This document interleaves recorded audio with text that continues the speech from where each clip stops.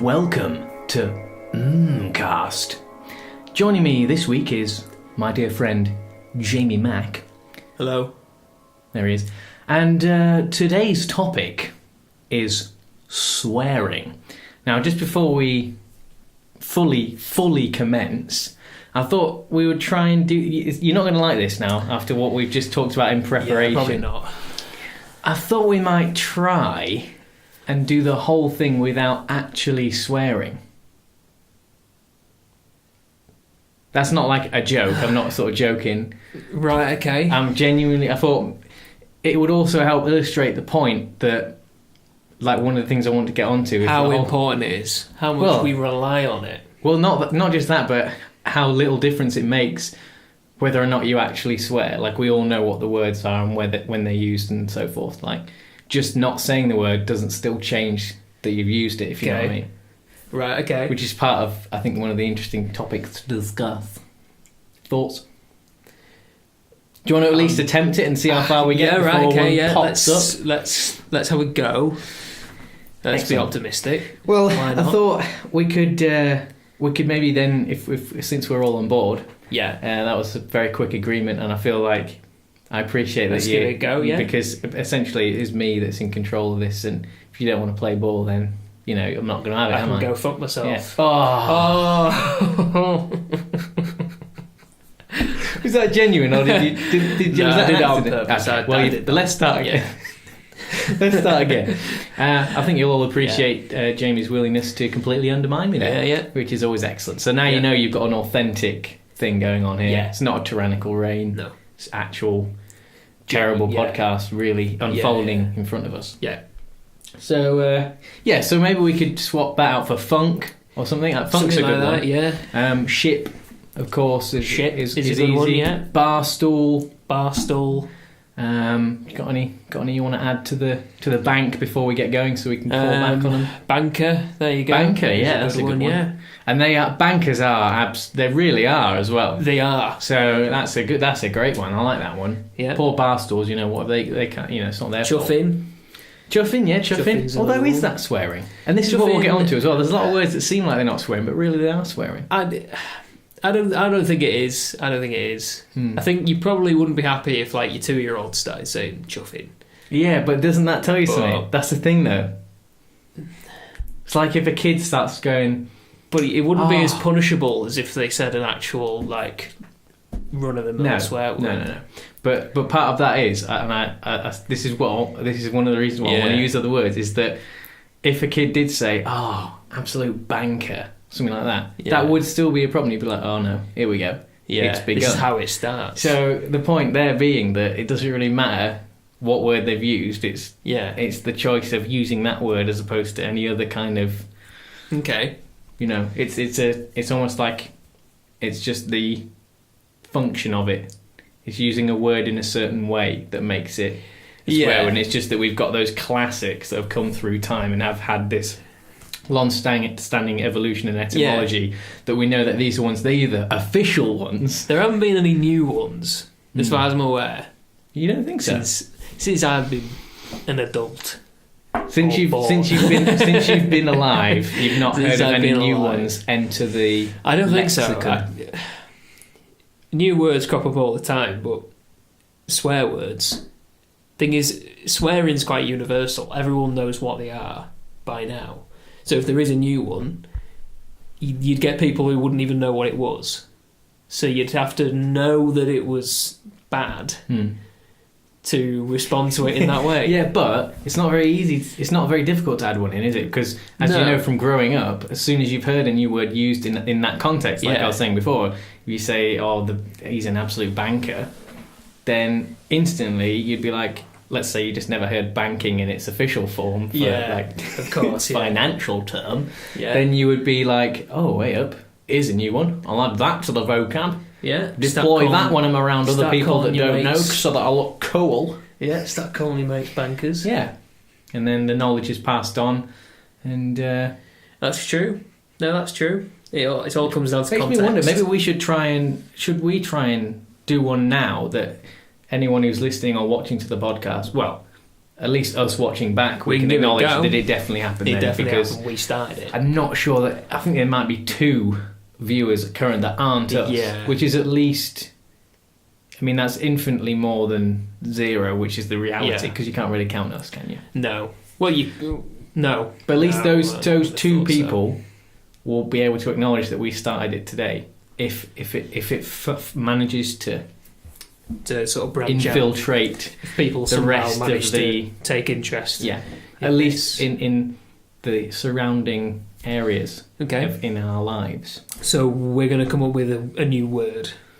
Yeah, let's save that to the end. Let's see if the knowledge and discussion of swearing as in general we can come to makes us think of find the formula. We find the formula and work out what the way to get a word that would work is, and then we can pop that out there. Yeah, I'm with you. Okay. So you were talking before. You started off with some medieval swear words. Is that right? Yeah, it's interesting. It's going to be difficult now to go through those without, obviously using the words.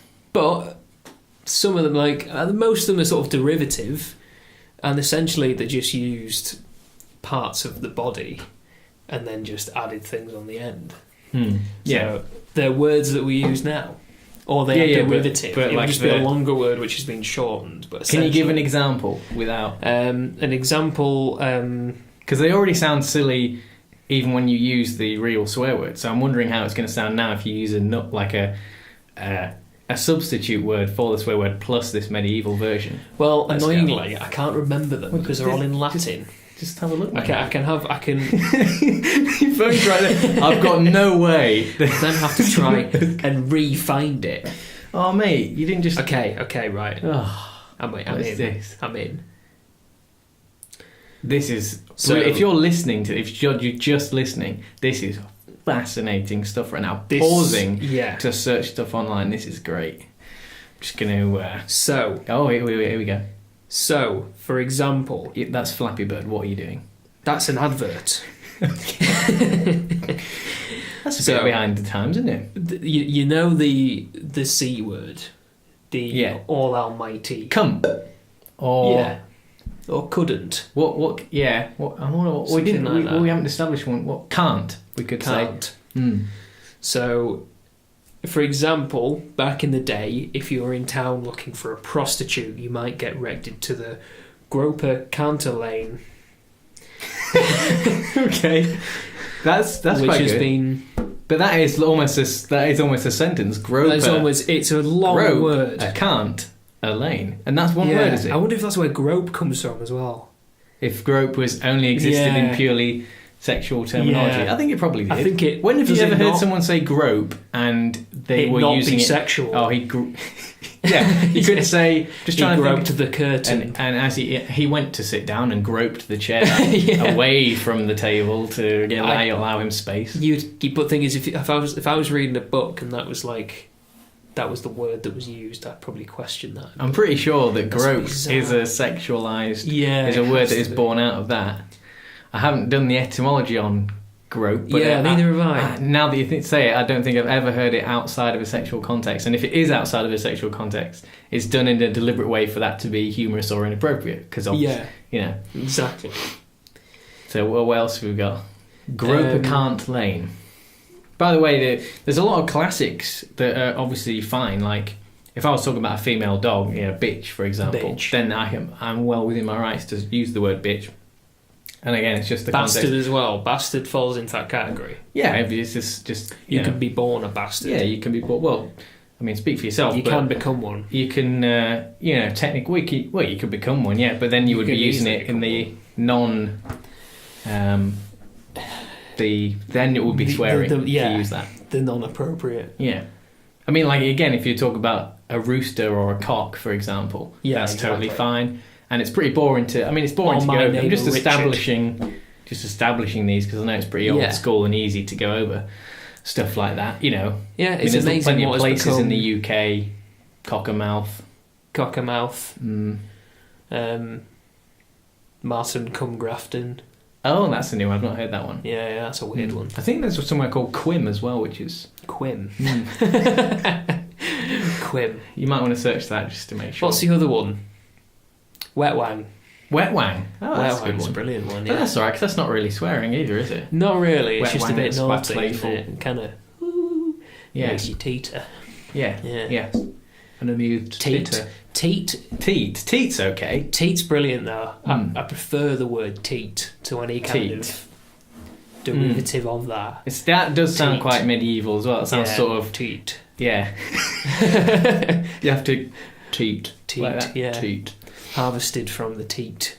Yeah, one of my favourites is that there's that philosopher called Immanuel Kant, because there's a lot you can do with that. Okay. You know? Obviously, if you were to say that and you were, say, Cockney or from somewhere in London, you might presume they were talking about something else. They, down south there's a certain accent they have there. Yes, yeah. They have an accent.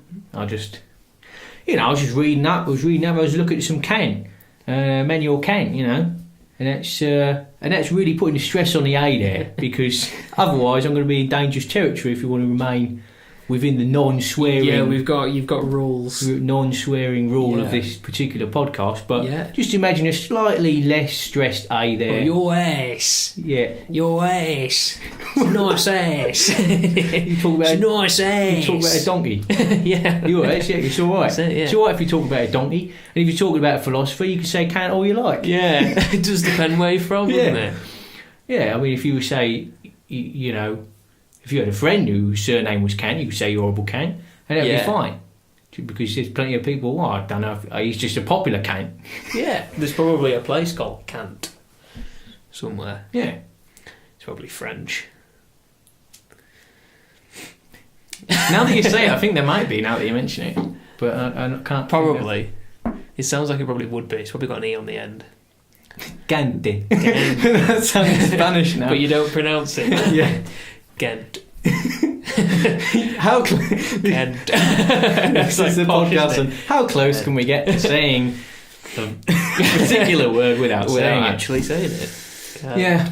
No, it's bad because usually if this was any other podcast, I'd be quite happily chucking that one out there.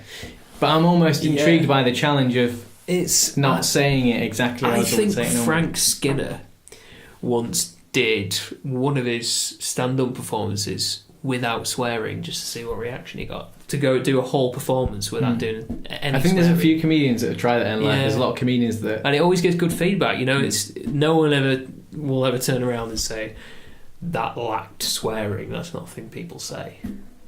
It wasn't, But I do think it does important. suffer in some areas, because sometimes it works better to use it. And there's a lot of comedians who have ridiculed other comedians for doing just that and using swear words because it's easier to get a laugh because of the emphasis and the kind of extreme way that you can use it. It's like it's the same reason why you would use it in any situation. I think there's a laziness to swearing.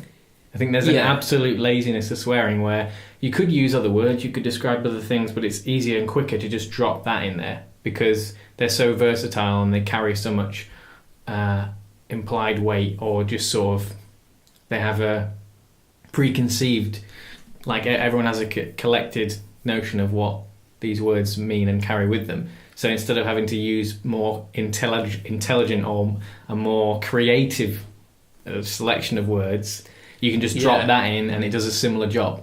I think Malcolm Tucker, so that's what's his chops? Who's the guy who plays Doctor Who? Doctor Who. I didn't really follow Doctor Who. It's got a funny name. Not Peter Zerafinovich. No, I mean that's a Peter with a funny name. I don't know. What's the point? Anyway, I don't know this person. The guy who currently plays Doctor Who, or at least did play Doctor Who, his character in the thick of it, Malcolm Tucker, essentially. Oh yeah, I think I know who you're talking about. He's the king of swearing. He just... is he a Scottish bloke? He's a Scottish bloke. Yeah, I know who you're talking about now, yeah. In the thick of it's really good if you've not seen it. It's worth watching the series. It's very well written. That is the quickest review of In the Thick of It you'll ever... Just watch it. Yeah, it's just... Brilliantly written. Watch it. Mmmcast 2018. Right, next. So go on, what were you saying? We wish. So essentially that is a perfect example of... I I don't know. He's just good at swearing, and he just uses it a lot, and it just works. But there are people who, if I heard them swear, it probably wouldn't suit them. Like, yeah, because the other thing as well is you can use. The other thing is like people can suit swearing. You can be good at swearing in a way that sounds funny, but because you're not just using the standards. So you're using swear words that are not so common, because there are so many as well. I feel like most people only ever use about 5, which is a real shame, because there's some fantastic. I love some using the full, gamut of like being creative of swear words. It's great because there's loads of them out there. So if you're going to do that, you might as well. Because for me, I personally would. I do swear quite often. I think sometimes if I'm being lazy or I'm not thinking about it, but I genuinely do believe as a policy, like I would only ever swear if it's for comic effect and it was warranted, as opposed to just being an easy one. I don't swear at home, for example, but in work, it's every other word. Really? Yeah. So that's just like the lazy thing where it's like it's just you can't be bothered to think, you just bang them out. Yeah, it's just like particularly if you're tired and something's going wrong, and you just like you start throwing little hissy fits. I definitely think I think swearing are good words, and they shouldn't really even. It's weird because on the one hand I don't want them to be frowned upon because they're so good and they should be freely used, but I do think that they need to be used sparingly. Because that's the only way that they could make if you burn yourself, work. stub your toe or something like that, the first thing I would do is swear. Yeah. I wouldn't think twice. It's like, instead of like screaming out in pain, because I think that just sounds weird. But surely if it really hurt, if you just went, but if it really hurt, you wouldn't be able to stop that. You would just, of course not. But yeah, I would just like you can't teach viciously someone. If you never taught someone a swear word, they would just scream out in pain or use other words. Like children do. Yeah. But I'd feel weird if I just went. Just like it didn't just viciously swear. I feel like that would be the first thing I'd do, because I'd be angry as well. I'd be angry at what had hurt me. And I'd probably call it something like a fat bitch. I mean, you've ruined it. Because you talk about a dog. Yeah. In that case, so that's fine. That's exactly fine. Yeah, because you were talking about how you like to call things, fat bitch, with respect to a large dog. Yeah, that's a large female dog, of course. I just, it's great. It's a great thing, just to call. But this is a recent thing, by the way. This is not like a blanket endorsement that we realise lots of people do. This is just Jamie's. This is just something that I get enjoyment from. Yeah, and you could call your dad a fat bitch. You could call your coffee table a fat bitch. You could call your co-workers a fat bitch. Call anything a fat bitch. All with respect to or a cat, picturing fat them bitch. as an obese female dog. Essentially, you're kind of wanting them to resemble that. But again, I do fear we're straying into the realm of actually swearing with that aside, particular. I see why you might have come to that conclusion. But yeah, I do like. When you hurt yourself, what I like to do, if it doesn't hurt that much, but the moment takes me, especially if I'm with other people. I don't really do it on my own, but if I'm with other people, I might engage in a nice string of really oddly tied together swear words with some other things thrown in between.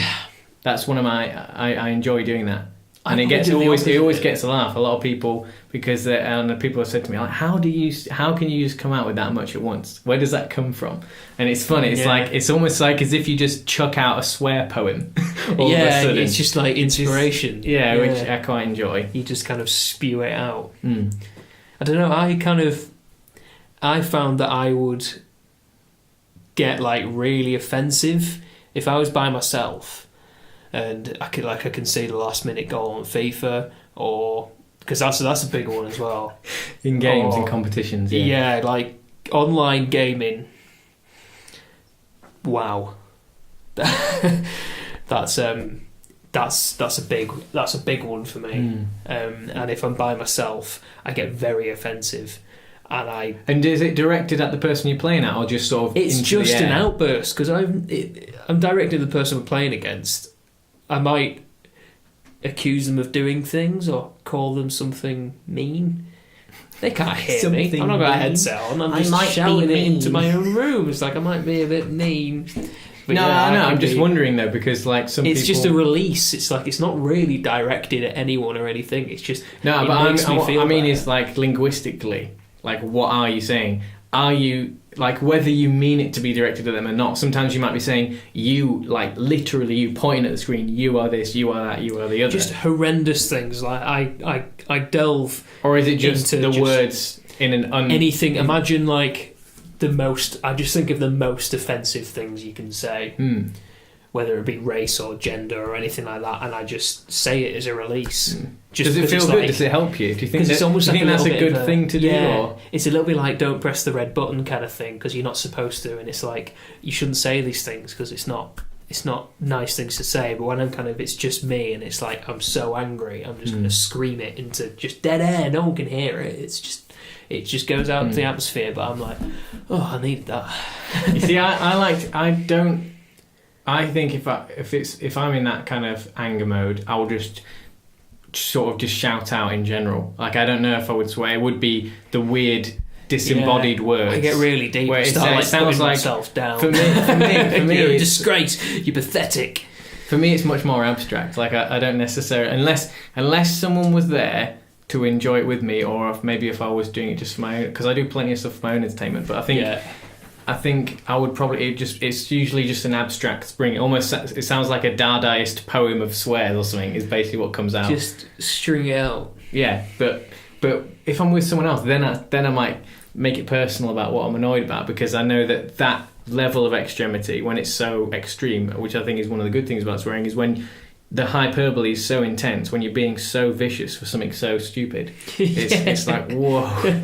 You know, someone does something minor and you really go off on them. Yeah.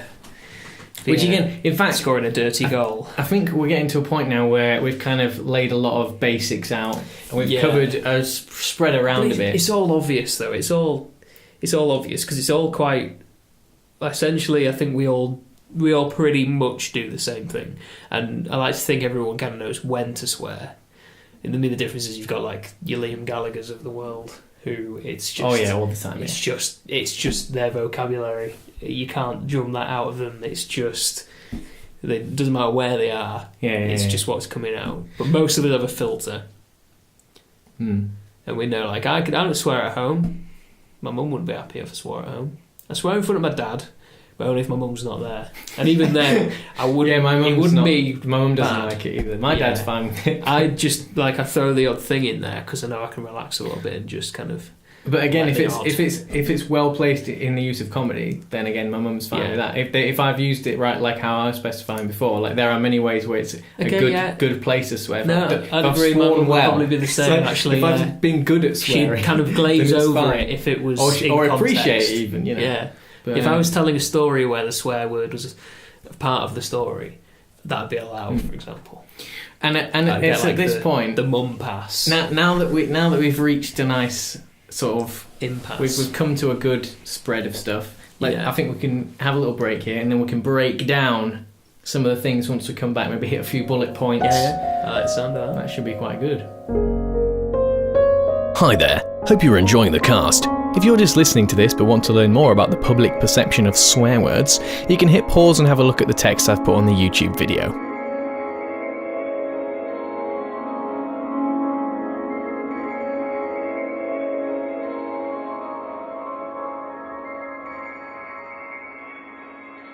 Okay, so how do I do this? What do I usually say?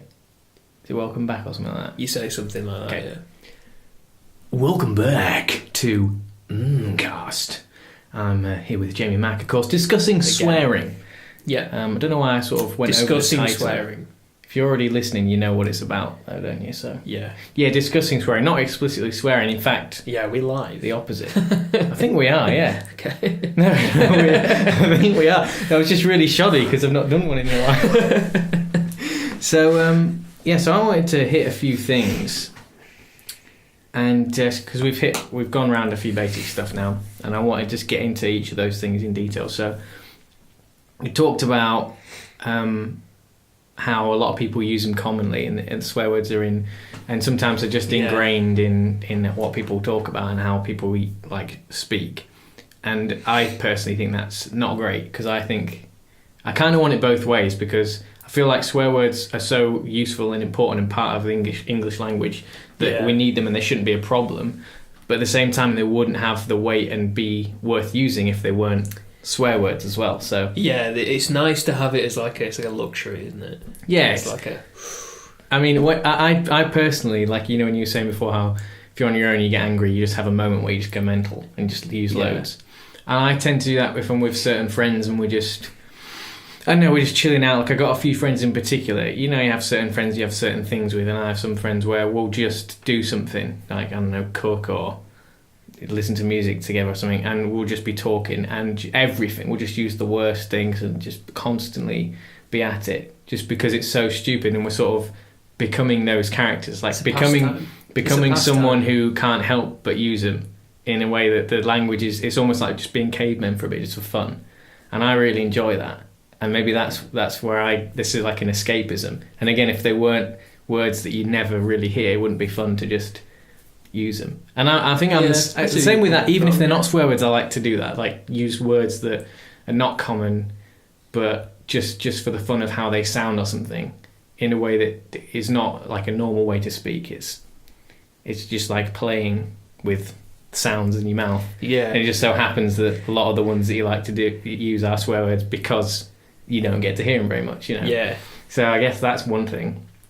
But the thing that I find interesting is how much take out those equations where people are using them purely for their own pleasure as a sort of separate outburst because they don't get used. It's how much they do get used without people batting an eyelid, or like in common parlance.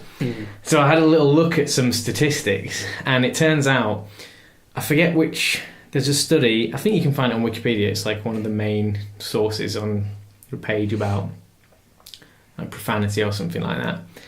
And it says that swearing is used roughly 0.5 to 1% of the time. Like, so just general day-to-day speech, you swear about 0.5 to 1% of all the words, which by comparison, a solid 1% is how much you use we, us, and them and stuff like that. That's how often. That's only 1%. That's about 1%, yeah, apparently. That surprised me. I don't know how they. I forget how they did the study or what kind of people they polled, because I'm sure if you went around Manchester, you'd find local if you go to sort of like the council states. You know what I mean, man? Yeah, you know what I mean. Yeah. Oh, to be honest, like, there's a lot of people up in, of any corner of any place, as opposed to your average, is always just an absolute load more. And I actually think there's a lot of people that are posh, or like a lot of so famously there's some people that specialise in language and stuff, and they are some of the worst for swearing. People that for the most part talk with a plum in their mouth, but if they're on their own and just chatting, it's insane. It's absolutely ridiculous. It's definitely not. It's something that, I mean, going back to like the likes of Liam Gallagher, for example, you'd think about his kind of background and upbringing, it would kind of explain his dialect, essentially, what his vocabulary and the words he uses and how frequently he swears. You kind of go, would be his working class kind of upbringing, as it were. But then, like you said, you do kind of get the other end of the scale, where you get very, very, very well-spoken people, or people from very, very, well-to-do families who have like the worst mouth on them. Almost as if like they've got some like angry dad who just reads the newspaper and calls every politician and see you next Tuesday and manual. So there's that kind of end of the spectrum where I think a lot of people would automatically associate it with being quite lower class, being kind of men in the work yard. But I don't think that's true at all. Yeah, I mean, I personally, I think I swear a lot, and I'd say like day to day, like generally speaking, not really much. But when I'm with friends, and it's again, like I said, in those prime moments, which there are a lot of moments where it definitely works to swear, especially if it's like comedy or just for pure surprise or to just get someone's attention, sort of thing. Then I do swear a lot, and like I said, when I'm with certain friends where we literally, just for the sake of it, go mental, I think not a lot of people, if they were to walk in, always say to, I don't know, you probably have the same thing. I think everyone does really, but it's just on some people are more extreme with others. So I'm sure there's lots of people who just will go off on a swear-a-thon for a bit, but it's like your swear-a-thon is very different to someone else's swear-a-thon, and it depends on your vocabulary as well. I honestly think people that have a better vocabulary and you're very broader understanding of language, or creative or something like that, they're going to be better, or I would at least be lazier. You swear more, you know. I would be a lot lazier in my approach, whereas your brain would go like, ding, and you'd just be like, everything, all these words rattling around your head, and you're like trying to like piece them all together, like. You've got like an imaginary whiteboard in front of you, and you're like pinning them all together. Going, how am I going to put this sentence together? Yeah, but sometimes I think like that can be good in some extent, but there can also be sometimes when you have like someone who's direct and just goes really basic with it. Sometimes that's even better because it just knocks away all the potential stuff and it gets to the heart of it, and it's almost better. And they might use 5 swear words, but when they use them, it's always good. You know, the simplicity is great because they just get on with it, and like that's one of the brilliant things about funk.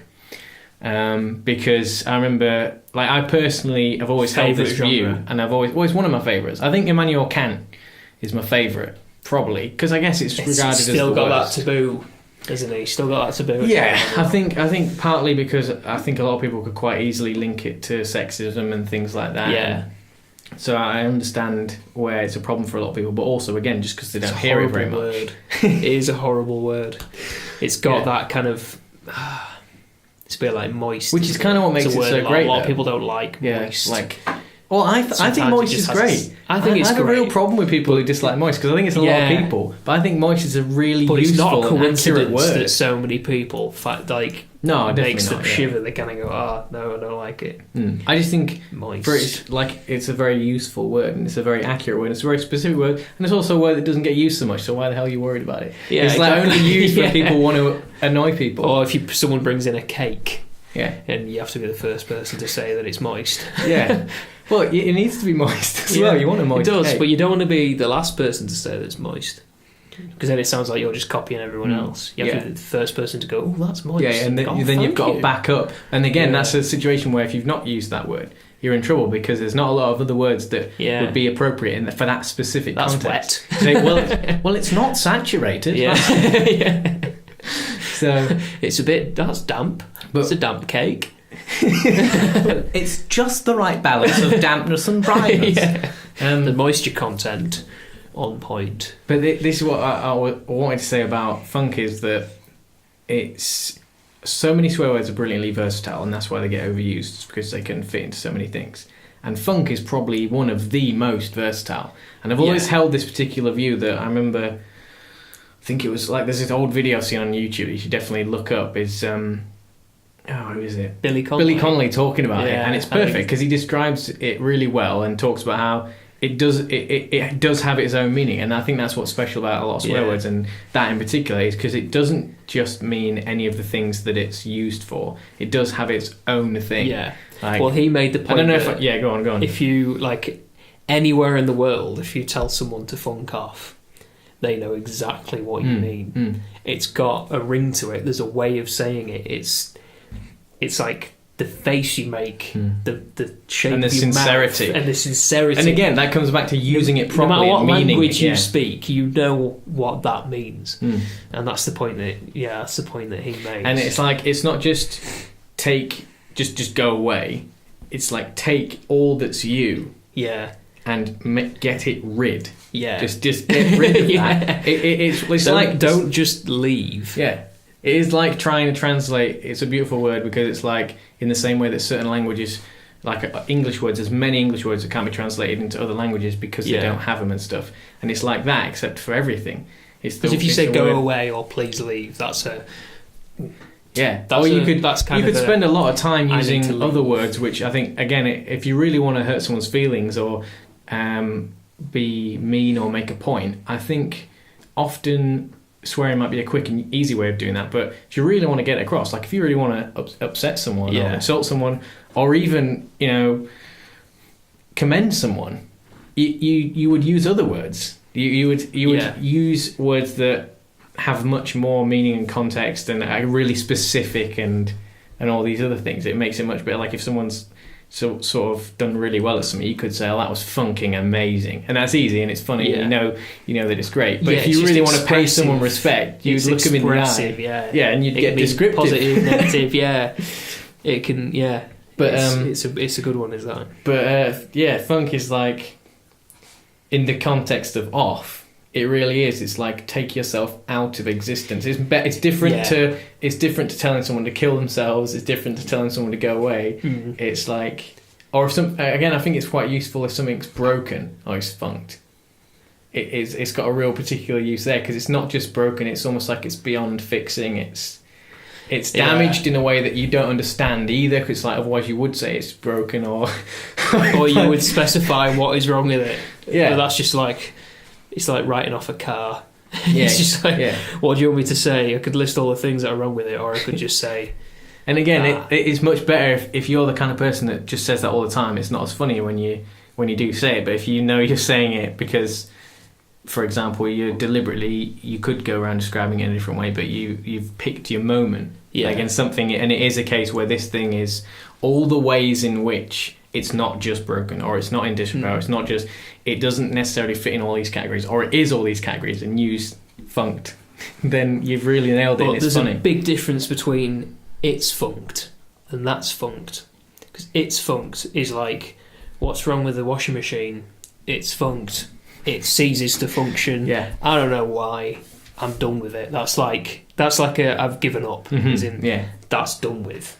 That we are no longer using that. But that's funked is a whole different meaning, because that's like if someone told you something, if someone told you like a horrible story about something, you'd be like, that's funked. Yeah, and again, it's like the appropriate time. Is that because if from like Wakefield? If you're discussing this in like a boardroom or something, or in a lecture hall, and you were talking about a serious issue like the US presidency or something like that, and the issue is, it would be cheap to just go, that's funked. But if you've built up to it in a way, you've told a story, and you've gone through all the ways in which it's so much more than just a problem or this and that and the other, and then someone's response is just to like look with a real sincerity in the eye and just goes, that is just funked. Yeah. Then that's when it really is, because it's like you're basically repeating back to everything they've said. And you're going, everything is in that word now, and I totally believe. It's sincere. It's a sincerity. I love it. It's a function where the swear word is. It's like it can be a collective term for many other words. It's like stuff that's saved in the RAM of the discussion or the problem. It's like I'm just referencing everything else. And if you're doing it in a way that the other person that you're communicating with knows that that's what you mean. It's really powerful, perfect, and often can be used in that sense for like something really funny or for something really soulful, which is great. Yeah, exactly. It's the versatility. Yeah, and it's the most versatile. And there's one guy, there's Steven Pinker. Have you ever heard of Steven Pinker? He's like a famous sort of academic and intellectual, and he has a thing where, I mean, there's other people that have categorized it in different ways, but in the way that swearing has like 5 uses. So you got like it's used in abuse, so to be like nasty to someone or whatever, or it's used when you hurt yourself. To express pain. Yeah, it's used. It's used in like a method of disgust, so to just purely express negativity about a topic. Or to distance yourself from it. It's used in a way of emphasis, so to just stress something. Yeah. And it's also used in just a way of being informal, just to show that the discussion's informal, sort of thing. I feel like we've covered all those things just in a general... It's like really... It's interesting that you could crystallise it to all those things, because it sounds simple, like swearing's in 5 things, but really it all branches out of those 5 particular... things. Yeah. Words that are so versatile, yet they always come back to these 5 particular like styles of use. Yeah. Thoughts? You summed it up quite well. Well, I was going to say, to get to the versatility of other individual swear words, I think funk is one of the classics. I don't think I think it's one of those things where Bullocks. I think cant is also great, can be used in a similar way. I think funk one. is the most. Bullocks is like probably second or third most. I think funk is the most. Bullocks probably second, and then cant third. Because a lot of people like, especially like different countries. Australia's pretty good with it. New Zealand like cant. If you're Australian, it's and it's like a way. It's almost like it's like an endearing thing. Yeah. Put like in like sort of the sunnier sides of Europe, it's quite a classic as well. It's almost like a loving term, almost like, you know, like, you're right, mate. It's kind of like what we'd hear. We'd say like your dong head or something like that. But your dong head. That's say that all the time. Yeah, and it's good in that sense. Quite useful to use cant like that. I find it's quite nice. Again, it's liberating. It's I like think generally as a sort of lad humour. As lads. It would probably boys. Oui. It would as it would be labelled. Generally, it is the dumb thing. It's like the worse you are to your friends, the more you care about them. Yeah, I think so. Horrible to their face, and then as soon as they're gone, it's like couldn't live without. I think the people that should great guy be able to insult you the most and the worst and the most often are the closest friends. Yeah, I feel like and you speak really highly of them behind their backs. The more brutal you are to each other. That's the difference between, like, particularly between sort of boys and girls. Is girls, I find, would be more likely to be nice to their faces and then be horrible behind their backs. These guys are horrible. Guys are generally horrible to their faces and nice behind their backs. Like, I speak so highly of my friends, like, to other people. I said, got this mate. Oh, he's a sound lad. I'd walk to the side of the earth for him. And then you wouldn't, but you say you say that. So the episode of Flight of the that's Conchords. How much he means to me. Yeah. But he writes that love song. It's all about the things he'd do. He's like, I'll climb a mountain, and then he goes down the list. It's like, well, would you do that? Well, no, it's just no. He's like, next, what about would you really climb a mountain? It's like, it's just a metaphor. Metaphor for what? For how much I love it. But you wouldn't do it. He just goes down the list. It's great. Just like the Proclaimers would not walk 500 miles. That is a long way to walk. Like, what for? What are you doing that for? Are they 500 or 500 miles away? More? Yeah. For God's sake, I wouldn't walk 500, let alone 500 That's more. like walking 500 miles to a destination going, right, let's go back. Yeah, but it is why it makes it a great song. Exactly. Not even Frodo walked back 500 miles. What do you actually know the distance in Lord of the Rings? Do we know? Like, someone knows. There'll be some Lord of the Rings. It felt like geeks 500 miles. Yeah, a long way. I can tell you that watching those films is like walking 500 miles. It's not, is it? No, I thoroughly enjoyed the trilogy. Pivot, plot twist. He likes them. I quite enjoyed it. Still do. I've forgotten where we were now. But yeah, no, because that's a good point you made about guys and girls being opposite in the way they talk about them and being the nice. Yeah, obviously that's not representative. But I also think that like of everyone. But my experience. But using that term nice, being kind or good to someone's face, I think when you do use be like brutal and abusive, for me, it's really hard for me to see that as being bad in any way, because it's so funny. Like the better someone is at ripping me. Like, and if they are, because I can find it annoying if it's accurate, if it's genuinely like, but if it's boring, highlights my insecurities. If it's not done in a good way, I admire it. Yeah, but if it's lazy, then I don't like it. If it's good and it's like if it's like then it can get annoyed and it's like, he doesn't like being taken the mick out. It's like, no, I'm just. Can you not be more funny? Yeah, like, can you be better at it? The idea of it being funny to you is nice. I'm pleased with that. Yeah. But I'm a little bit worried that that's so funny. Because there's so many other things you could be ripping me for that would be fun, much more fun. It's like what I said earlier, how I like calling things a fat bitch. With respect to large female dogs. Yeah, exactly. What you said. And that, to me, the reason it amuses me is because I don't think it's ever when I'm referring to a female dog. And I'm never for the sake of the non-swearing protocol of this podcast, we'll leave that there. I'm never actually directing it Yeah, it's a total that. Yeah, it's like it's the fact that it's the so disconnect inaccurate, is so stupid that it's. But I'm calling them female. Yeah, yeah, and speaking of dogs, I think we've just got a few more minutes in here before it gets to the next break that I can go over. In fact, we'll leave it for the next break because I want to talk about bullocks. I want to talk about the versatility of bullocks because that's a great one. So let me just see if there's anything quick I can slot in before the next break here.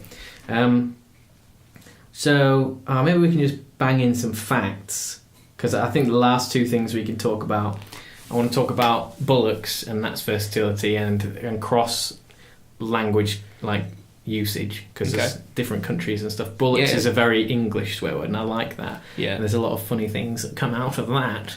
And also I want to talk about the pointlessness of censorship with swearing, I think. Or the almost pointlessness, because I think that's an interesting subject.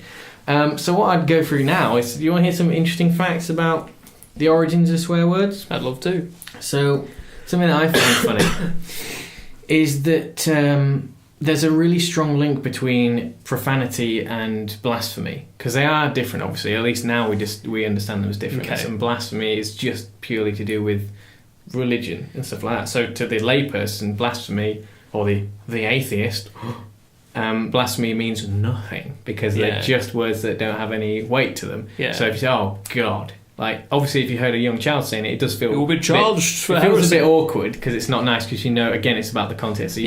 But in reality, it doesn't mean anything. But to a religious person, it's quite a big deal. And to going back when more and more people, or if not everyone, was religious in some sense, profane is blasphemy. It's all the same sort of thing. People were more intensely religious as well. Like, it was very, very, very kind of to the book. Kind of no deviation. Well, that was everything that people sort of had, understandably, and so people would, like in Latin, profane actually means, roughly translates to before the temple. So it's like desecrating what is holy, sort of thing. Right. Okay. So, and obviously English words are often from a more Germanic root, so that's not so true with the words that we have now because they're further removed than that. Like funk used to mean basically the likelihood of it being translated from something like hit or beat is really strong.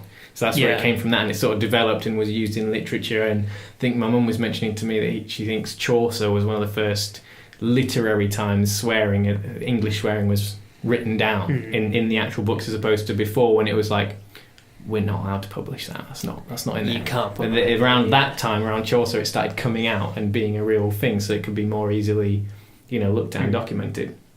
And I just think that's really interesting. That I guess it makes sense if that's what people's culture was at the time. That taking the holy name in vain was the worst thing you could do. It makes sense that these things branched out from that, and now that there's this thing where you don't even have to have any religious links to use the worst ones, which is quite interesting, because I guess by someone who's very devoutly Christian, the worst thing you could say would be to take the Lord's name in vain, whereas for someone who's not, it's Emmanuel can. So I find that exactly. It's amazing how times change. Nugget of info there. And on that bombshell, as a very famous Kant would say, I'm not sad that Top Gear's changed now. We should just give a little pause there and come back with the final discussion. Well, if you're still here, my thoughts are with you. If you're just listening but want to learn more about the old school practices of swearing, why not hit pause and have a look at the info I've put on the YouTube video.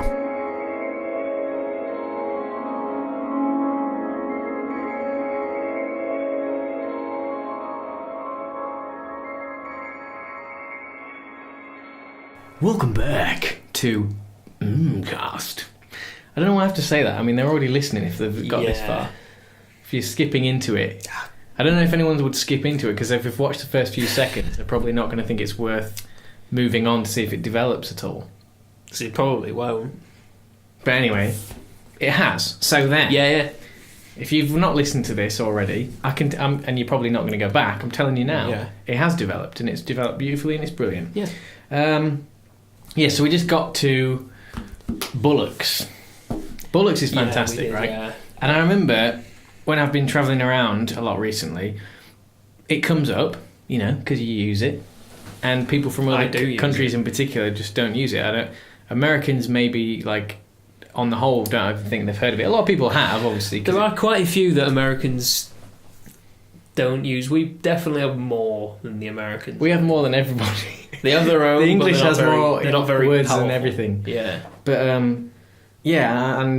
remember trying to explain this, and it's like, a German friend of mine was the funniest because he's like, he just really wanted to learn and understand it, and I was trying to explain the various ways it's used, because I think a lot of people use swear words and they don't know what it means either. Do you know what I mean? Because there's a lot of them that you learn when you're young and you never think to find out or where it comes from. You know it's a swear word, but you don't really need to know any more than that. Yeah, and I think it's important. You don't go home and go put your glasses on and. But it's good to learn. Yeah, open up all the textbooks. Why would you research swear words? What you're doing, you loser. You Susie Dent off Countdown or something like. That's what the kids say. But that's what I often get.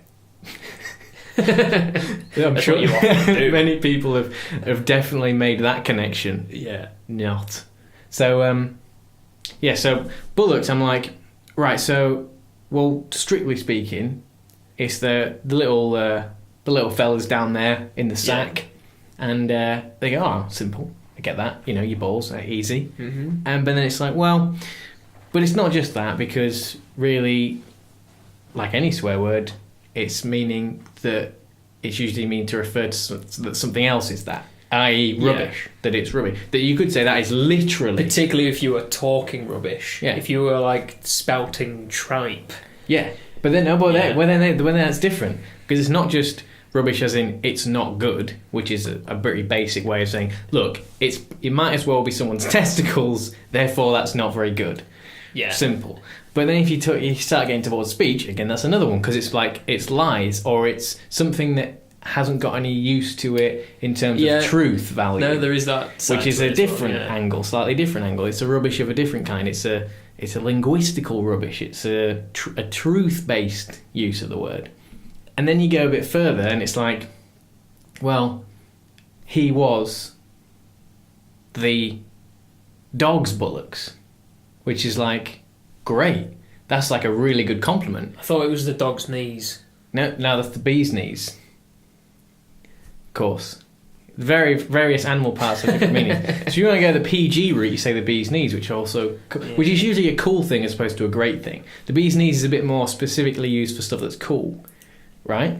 It's not just great or good, it's cool, isn't it? You agree but it's with like the pinnacle. Is it? Or it's the pinnacle of cool, though? Yeah. But it's not necessarily the pinnacle of just greatness. Yeah. Which, the dog's bullocks is like just the best. Someone could be the dog's bullocks. Yeah. Of something. Yeah. If you said, oh, he's a dog's bullocks. Or you could say, like you could really like some food and say, that is prime. The dog's bullocks. Yeah. It could be about anything, and it just means, like, the best. So, I've just told someone that bullocks means rubbish, it means lies, it means testicles, and now I'm telling them that it means something that's the best. How is that? Do you know the answer? Do you know why that is? Because a lot of people at this point would say, I've got no idea how you get that. That is just one of those weird British things that are just stupid, but it's the thing. Yeah. I can never explain it. Because I think I can explain it. because of course. Because I don't think, and I think this is pretty standard. Someone could say, I've heard going back some etymology of it, it's different. But I think it literally just means, like, from the point of view of a dog, how does it treat its balls? How are the dog's bullocks? Oh, it's... Because the dog's bullocks, by them, yeah. they can't get enough of those babies. They are literally licking them all day long. The dog's bullocks get optimal treatment. They are the... There's that saying. They are the crown jewels. It's like a dog. They are the crown jewels. Yeah. It's like a dog with 3 Richards. Yeah. So the dog's bullocks, there you go. It's like 2 Richards. So that's so that's for me. That's what do you reckon? That's I think that's where it comes from. I think that's a pretty healthy conclusion to come to. You know, I don't see what else it could be. Yeah. So but that's how many uses? That's 4 different uses of of bullocks. One word. Just like that. And I'm pretty sure you could extrapolate more. Like you could say, I think bullocks could just be stuff. In the same way that you use ships. That's a load of ship. Just put your ship down there. And, you know, like, you just use it as a collective term for things. That's like, just... Oh, look at all that bullocks. It's just a load of stuff. It's like, you know, or it's miscellaneous items. Or just... exactly. Yeah. Or it could just be a problem. So it's specific, because it's not just rubbish or lies or miscellaneous items or something good, the dog's bullocks. Now it's like... Oh, what a load of bullocks! As in, like, I've got to deal with this issue. Excuse me. Do you know what I mean? It's like it's an issue. You could say, "Sorry, lads, we're gonna have to deal with a big load of bullocks this morning because X has happened." So now that's another thing. Do you know what I mean? Yeah. So there's going to be a dilemma. There are many strings to the bow of bullocks, and I think it's worth highlighting that. It's enjoyable to think about. It is quite interesting. Because generally, but not. The thing is, I don't think this is not new information to anyone, but it's just fun to me. I just remember it was just making me laugh trying to explain this to someone who'd never heard the word, and I think it's because it is swearing. Like bullocks is just a great example of what swearing is. These are words that just have so many different ways that they're used, and it's just some odd. They're like because you can use it.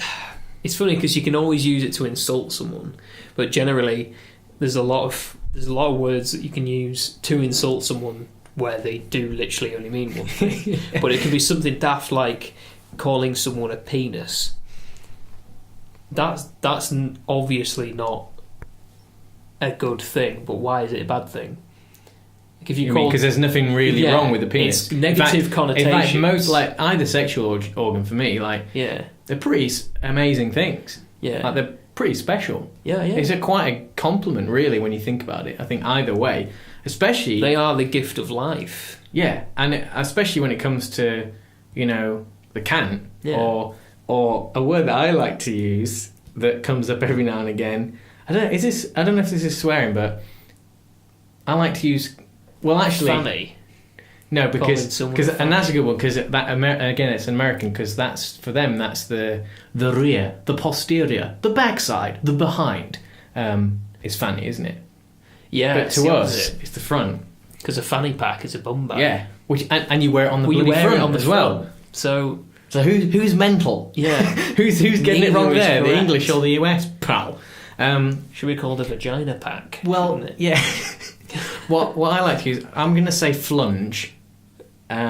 Because and muffins, without flunge, the extra bit on the end is always great. Flunge. There is a thing you can get, which is like essentially like a copper or brass seal used for like pipe work. Which is that's a flunge. That's a real thing. Yeah, so that is a genuine alternative thing that exists. Cool. And that's what it's called. Well, that's quite different from the. Yeah, it's just like I've heard about. It's like a ring. I've heard about flunges tasting like metal before, so perhaps they were. Maybe that's where they got it from. But only heard of, and the thing that I find interesting is that the flunge in particular, as the two of the two organs, is like a really good example of a compliment because it's so strong. It does so many different things. And it's got an incredible... You could take a hefty kick to the flunge. And it's got a fantastic, CV. It would be cool. As far as biological organs go, the flunge has got a... No! I've broken it. I'm not sure if that's... You said the wrong one as well. I think I've broken it now. And you said the wrong one. What do you mean? Is that the one that you meant? That's the one I meant. Is that what you meant? I thought you meant the other one. No. Because the other one is a thing. That definitely isn't a thing. No. That definitely isn't anything else. No. Let's just scratch that. So that's got a great that's a pretty horrible word as well. Yeah, but it's so great. So that's got that, Mange is another one. Mange too. Mange the peas. Yeah. The garden vegetable. That's another horrible one, but another good word as well. Yeah.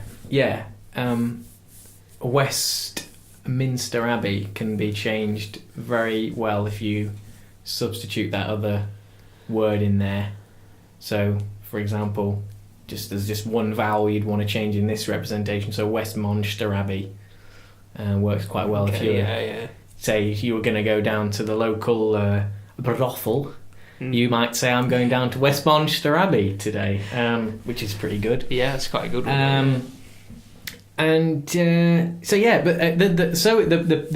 The knob, which is totally fine, KNOB, has a great CV as well, but I don't think it compares to the no, the I muffin. feel like more thought has gone into the. But somehow they've become insults, which is fine. Yeah, that's but fine. Again, it's like it. You would, if someone called you it. I mean, I wouldn't because I don't really get offended. But if you were, you've called me a few times, and I have exchanged that. I've retaliated quite fiercely sometimes. Yeah, with something equally as brilliant. But yeah, it's amazing how it works. It's amazing how it works. What, that part of the body, or just swearing? Just because I'd say both. Well, yeah, just both. Just how ridiculous we are, essentially. And coming on to another ridiculous thing with regards to swearing is censorship, and I think it's a real weird thing because like radio's great, so I do all work in radio. But that's like what we were doing. We were saying it without saying it, which is essentially what censorship is. Yeah, that's the point. Just saying it without because the saying thing it. is, it's in everyone's head. As soon as you say funk, and we're on a topic about swearing, you know exactly what I'm talking about. Although they might you might be thinking of, I don't know, I'm trying to think You're of just not addressing the elephant. Wolfpack or something. They're like, everyone loves them at the moment. They're pretty like modern funk band. I guess you're thinking like Earth, Wind and Fire or something. If I say funk, you might have either one of those two or both in your head at some point, depending on your like Sly and the swaying Stone of funk era that you Cool like. and the Gang. Yeah, exactly. Kind of thing. Well, that's probably more disco, but if you're getting specific. But hybrid. I absolutely take the point that I was making, which is that mainly you're thinking of, the main word, which we're not allowed to say in this particular podcast. And this is why I think it's such a problem, because when you've got bleeping on the radio, if you say or just a gap like that, everyone that's listening, if they've heard that word before, knows what it is. So it makes no difference. So when they have to apologise, like, can you just apologise for swearing? And I was like, no one's going to go, it's alright, you apologise. Yeah, I feel bad. And it's like, okay, so if you were describing it, say if it was a news interview and they for some reason they had to describe what someone said and it had that in it, they would spook it out. And like the idea that all you need to do is remove the vowel is insane. Yeah. That is absolutely, because the whole thing, it's something at least then you don't know. Then you've only got the context to tell you, which is still probably going to give you the answer. Exactly. And I feel like the only reason any of this exists is because people are so, and have been for a long time, as evidenced by anything that happens with people's speech, is that they're offended, and people have made this happen because it's simpler for people to just block things out than to have idiots that haven't thought for a second about stuff to be like, well, that's offended me. Brilliant, cheers, wear it like a badge, pal. I feel like that's kind of what has made that occur, and children, just young kids. Like the only one in the car that bleep is doing anything for is the kid, because then they're not going to walk around singing the song. But if they didn't know that it was a bad word, they wouldn't. It's when you put so much emphasis on it being a bad word that it's like that whole thing I was saying. It's about the red button. It's like don't press the red button, and then it's like, oh, I really want to press it. If they know it, they shouldn't do it. It makes them want to do it. It's almost like it's just being naughty, isn't it? Yeah. Whereas if they weren't aware that it was a bad word, like if they first learn what a teaspoon is, if they thought that teaspoon was a naughty word, they'd say it all the time. Yeah, but otherwise it's just what's. And again, it's like the point? If you're going to do a podcast, it's all about swearing, and the whole time you don't use any swear words. You keep saying funking this, funking that. Yeah, it's almost worse because it's like not only is it swearing, because that's really what it's there. It's exactly there. It's for just that. But it's annoying. Inevitable. It's just annoying, isn't it? It would be annoying to listen to. Doing it. It would be annoying to do. But we've chosen to do that. Yeah. To make just to prove an old and unoriginal point. Yeah, exactly.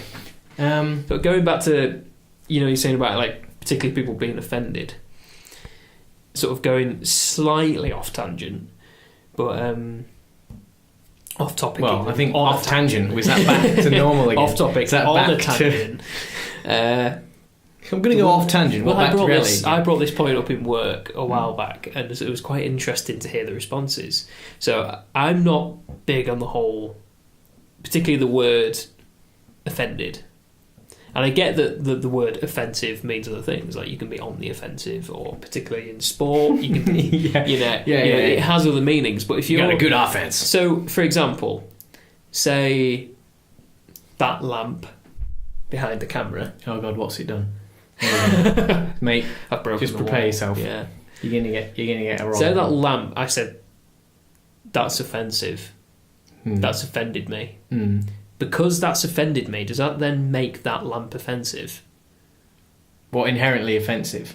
Does that make that lamp offensive because I'm offended? Yeah. Well, no. I mean, I'm saying yes. I assume the point you're getting to is that of course it doesn't. Yeah, which is daft. Yeah, that would be a weird logical leap. But like when I brought this up in work, it could be that it is. Generally, it is offensive. Met with it could be universally offensive, but just because it's offended you is not enough to tell you. You wouldn't label it as that, would you? That's it's like this whole, say if there's a program that shows something that's a bit edgy and they get loads of, or something that isn't a bit edgy and they get loads of complaints, and it's like, right, okay, you've had loads of complaints, say 1 million people complain, you'd probably say that was probably labelled as being offensive. But if you had like 3 people complain, does that actually make it, because they're the minority, they're like a few people, well, that doesn't make it offensive, that just makes those 3 people offended.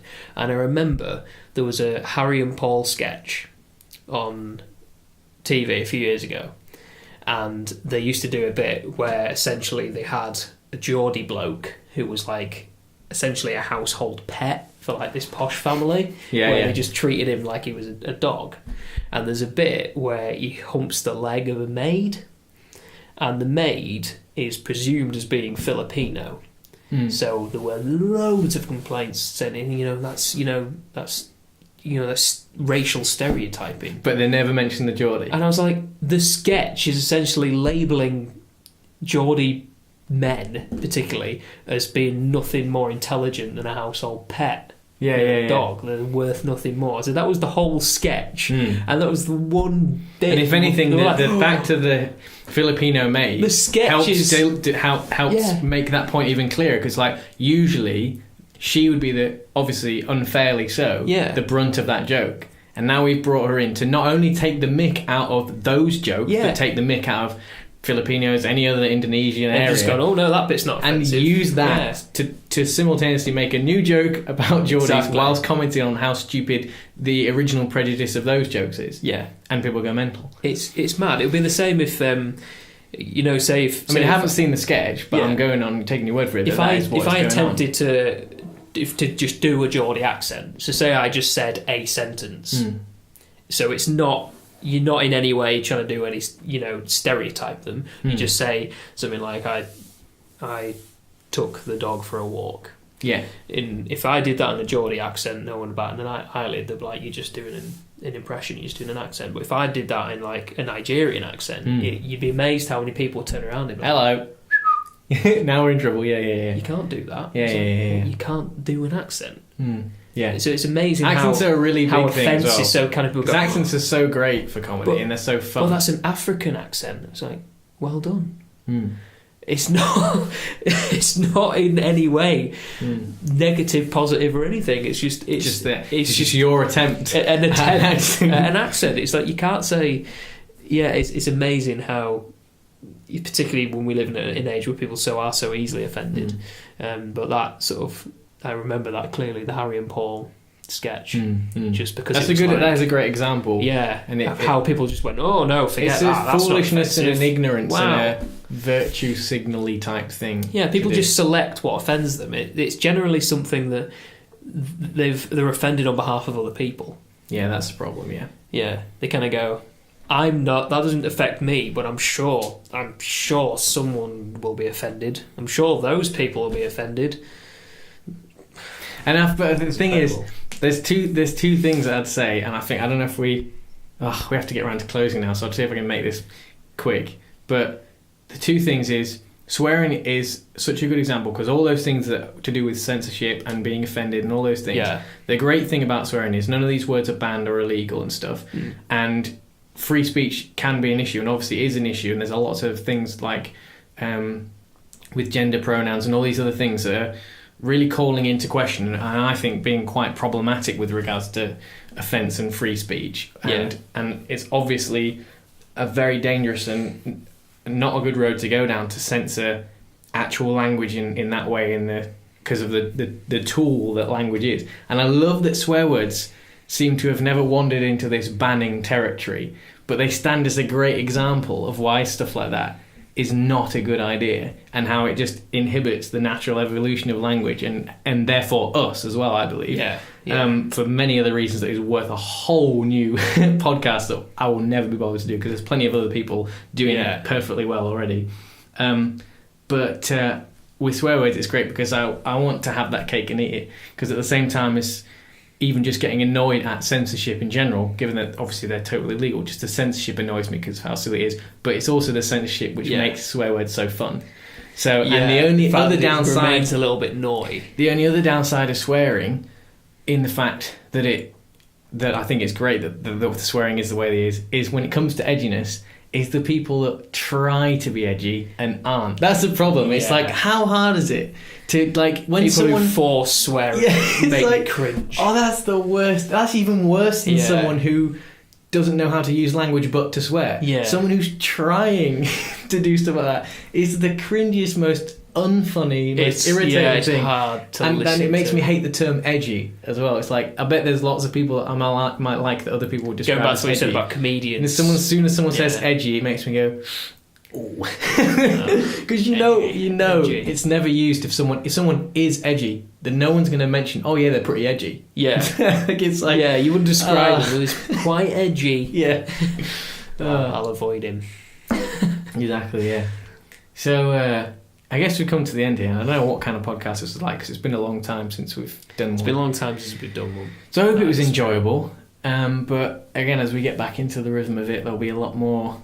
I think they'll get better and better because we were starting to feel like we were picking up some speed, and it depends on the topics, and they get better. And we try and focus more on the comedy. I think. We're not focused on it, but sometimes it's hard to, because I find it really easy to just slip into... Sometimes you get too interested. Yeah, exactly. That's dangerous, because if you get too interested, I can never tell if everyone who might want to watch is interested. Because this is just us going, well, actually, I have an opposing opinion on that. I mean, I don't know. Maybe the way it is fine, and it's a niche, because it's like, it's sort of funny, but not really. But it's sort of interesting, but not really. Maybe that's all right. Maybe that's doesn't know what it is. But somewhere in the middle. Yeah, we'll just see how it goes. Swing it. And I thought in closing, I was going to say we could say goodbye, but I thought maybe we'll just rattle some swear words off until the camera goes. Fuck shit. What? Oh no! I was going to say keep it without without actually using them, without actually swearing, and keep it right up to the end. Never mind. Because I was going to say, well, mine's going to go... It's going to cut off now any second, but my mind was going to say, what I was saying before about how your mind might go blank. The minute we were talking about all the different great swear words you can use that don't get commonly used, now we've got to think of them. It's going to be impossible. Oh, yeah. And then we could try and do the substitute words, which would sound even more like gobbledygook. But you just went off. Well, we could do a last 5 minutes, couldn't we? Okay. Do you want to... Should we try and go back and forth, or do you want to just hit some and we'll just talk over each other? Yeah, we'll just fire them all out. Yeah, I mean, gooch isn't swearing, but I just like to get that. Gooch. Because I like gooch. Just before we start... Go on.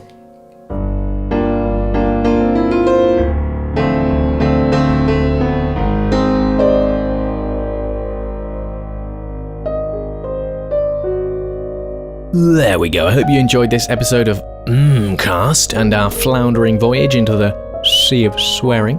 Join us next time for episode 5, in which we'll embark on yet another mental meander. The topic is alcohol.